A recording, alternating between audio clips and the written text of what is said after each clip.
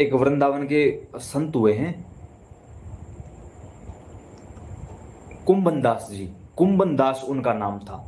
इतने अच्छे संत थे कि ठाकुर जी बाल रूप में उनकी गोद में खेला करते थे। जब वो खेतों में हल चलाते थे, ठाकुर जी उनके साथ सारा दिन खेलते थे।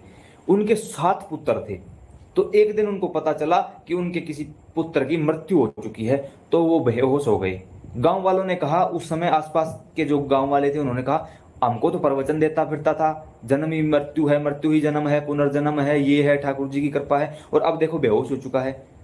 क्योंकि गांव वालों की तो आदत है, वो तो यहाँ वहाँ की बात बनाना शुरू कर देते हैं उसी समय पे। तो उसी समय जो धाम के गोस्वामी जी थे, श्री ठाकुरानी जी के महल के गोस्वामी जी थे, वो आए और उन्होंने ठाकुर जी के चरणों का चरणामृत उनके मुख में डाल दिया, उनकी मूर्छा दूर हुई। तो धीरे से गोस्वामी जी ने कुंभन दास जी के कान में कहा कि एक भगत को कभी भी सूतक पातक नहीं लगता, आप ऐसे ही नित्य ठाकुर जी के दर्शन करते रहो, आपको कोई प्रॉब्लम नहीं होगी।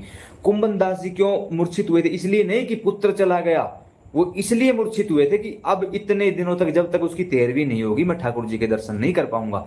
और कुंभन दास जी ऐसे संत हैं, जब दर्शन करके ठाकुर जी के और महल की सीढ़ियों से नीचे उतर रहे हैं, तो भी ये बोल रहे हैं कि कितना लंबा अरसा हो गया ठाकुर जी आपको देखा नहीं है। वहां आसपास के जो रहने वाले जो जीव हैं, जो संत हैं, वो हतप्रभ हैं, अभी 1 मिनट हुई नहीं है और ये बोल रहे हैं कि पता नहीं कितने दिनों से आपको देखा नहीं है। लंबा। ऐसे भाव सिद्ध महात्मा, उनके लिए क्या प्रयोग किया गया कि आपके यहां सुतक पातक नहीं लगेगा। और ये वस्तुतः सच्चाई है। जो साधक साधना पर बैठा है, उसके बीच में कोई मृत्यु हो जाती है या किसी का जन्म हो जाता है, उसको साधना नहीं रोकनी चाहिए, उसको किसी भी प्रकार का दोष नहीं लगता है। ये नॉर्मल लोगों के लिए कहीं ना कहीं सूतक पातक बनाए गए हैं। बाकी ऐसे समय में भी अगर आप पूजा पाठ करोगे तो कोई नुकसान नहीं होगा, लेकिन मानसिक रूप से जाप करते रहो। कुछ ना कुछ समाज का भी नियम है, उनके अनुसार चलना पड़ेगा। मैं यहाँ कुछ उल्टा बोल दूंगा, बखेड़ा खड़ा हो जाएगा।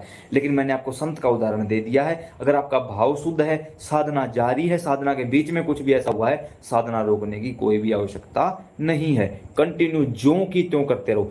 कई बार ऐसा हो जाता है कि बिल्कुल परिवार में ही किसी की मृत्यु हो जाती है, फिर तो किसी का कोई हाथ नहीं होता, फिर तो वो साधना हमें मजबूरन बंद करनी ही पड़ती है, क्योंकि जिस समाज में हम रह रहे हैं वहां की भी कुछ मर्यादाएं हैं। तो आज के लिए इतना ही।